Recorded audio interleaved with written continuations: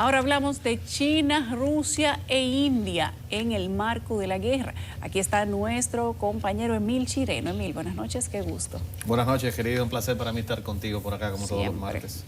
El martes pasado hablábamos un poquito de la contraofensiva de Ucrania y lo sorprendido que está el mundo por la recuperación de territorio. Que la semana pasada andaba por los 6.000 kilómetros, ya va por los 8.000 kilómetros cuadrados de territorio rescatados, recapturados, reocupados, como tú digas, recuperado también. Recuperado. Depende de cuál sea, verdad, tu visión sobre este asunto. Pero esa contraofensiva ha tenido muchas consecuencias en el orden geopolítico que a mí como observador del tema e interesado en el mismo, me obligan a comentarlas con ustedes acá y contigo.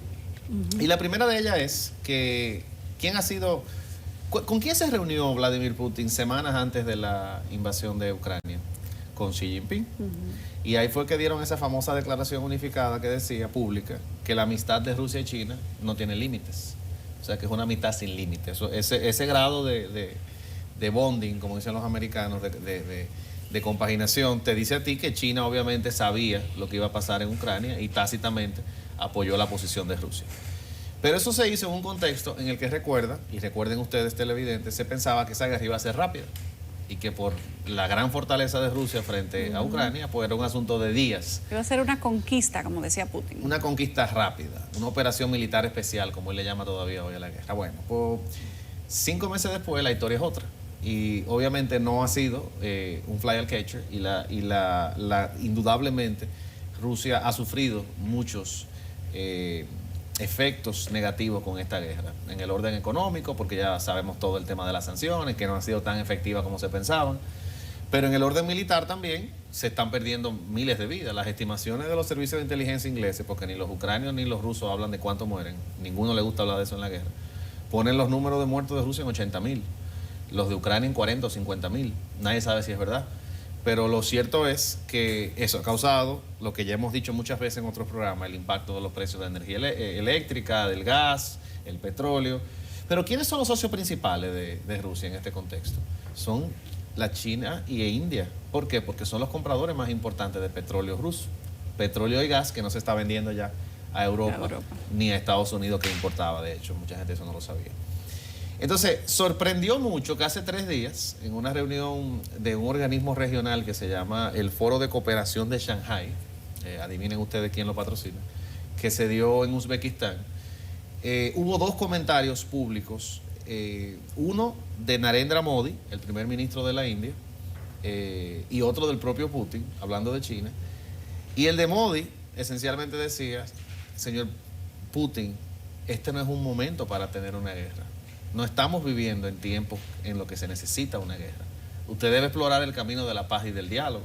Y es muy raro que a Vladimir Putin, ese mega macho con aura de invencibilidad y de maquiavelismo efectivo y competente, el macho alfa, alguien le diga un comentario de ese tipo.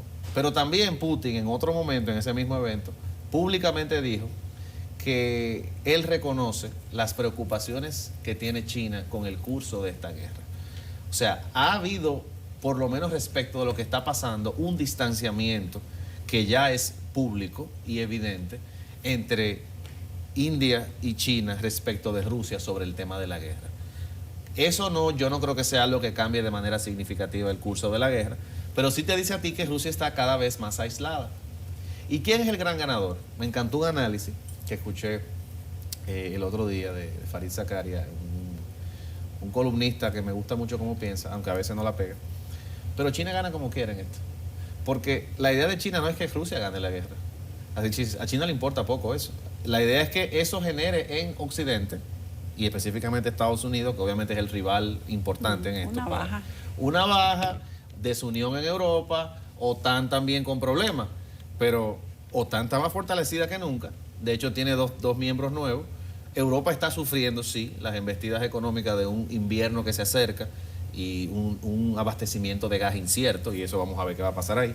Pero no la desunión que se pensaba que se iba a alcanzar por el tema energético. No se ha dado. No, ni el golpe para Estados Unidos que se esperaba también. Ni el golpe tampoco. Entonces, eso definitivamente no es lo que China estaba esperando.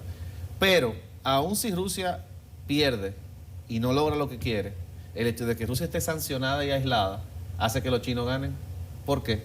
Porque China no le está pagando el barril de petróleo a precio de mercados internacionales. China se lo está pagando porque sabe, y la India, de crisis.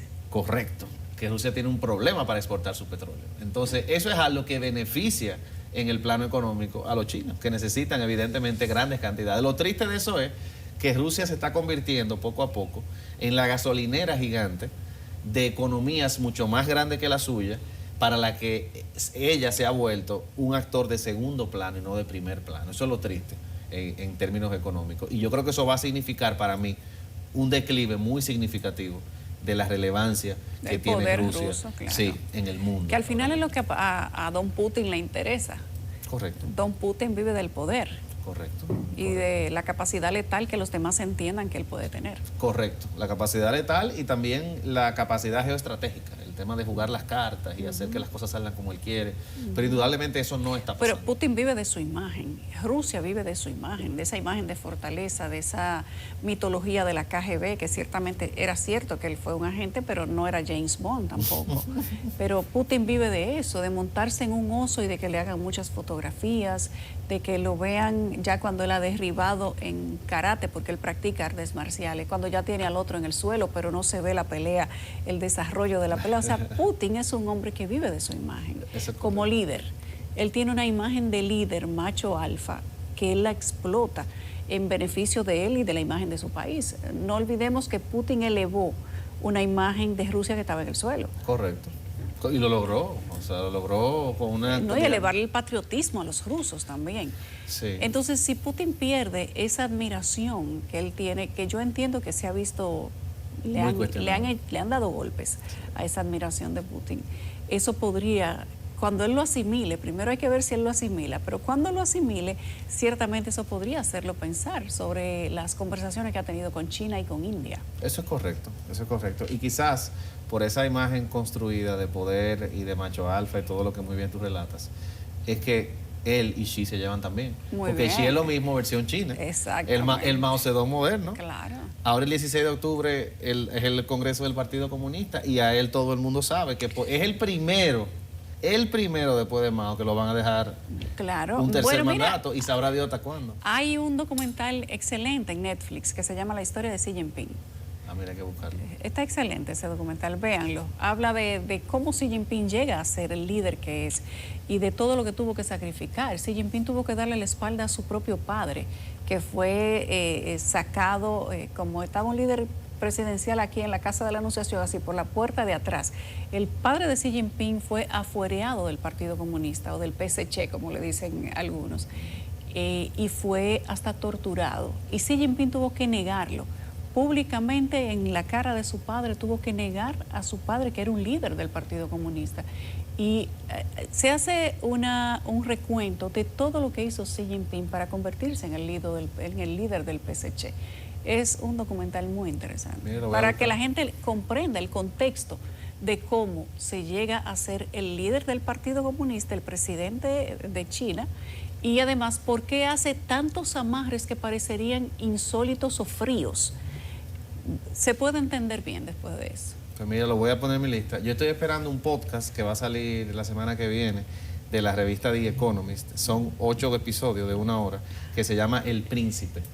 Y es un relato, me imagino que similar, no sé, ya lo veré los dos. Puede ser. Sobre el pasado de esta persona. Pero bueno, digamos que el mensaje importante aquí es que la contraofensiva está teniendo un impacto muy severo en la relación de Rusia con sus dos socios económicos y militares más importantes. Y yo creo que eso puede significar un cambio de dinámica en la distribución del poder al que estamos acostumbrados. Yo creo que ya Putin no va a estar necesariamente en la misma mesa en la que va a estar Xi y en la que va a estar Joe Biden. O sea que la idea de una Rusia fortalecida, un país que tiene mucho más prestigio y mucho más respeto, sí, parece cada día más distante. Y bueno, es una pena, porque yo creo que nadie quiere que mueran personas ni que países entren en declive. Pero ahí lo que parece que va a seguir ocurriendo es eso. Y fíjate que la disidencia cada vez es más nula en Rusia, porque o lo extraditan o van presos o se tiran del techo de un hospital, como ha pasado como con 10 o 12 directivos de diferentes empresas. O se autoenvenenan, o se autodesaparecen. Sabrá Dios, ¿entiendes? Entonces ya, yo digo que ese tipo de accionar, típico de la época de la Guerra Fría y de ese estado policíaco que Rusia ha sido por mucho tiempo, ya hoy es más difícil, porque es que con el tema del periodismo ciudadano, cada vez que pasan cosas, ya la gente ve hasta el cadáver sacándolo en la ambulancia y montándolo, o sea, es como que es más difícil controlar la narrativa de las cosas. Hay que cubrir más puntos. Sí, hay que cubrir mucho más puntos. No es que no lo hagan, lo hacen, pero les cuesta un poquito más. Y eso es bueno. Claro que muy bueno. Que le cueste más, Claro, es bueno. claro. Gracias, Emil.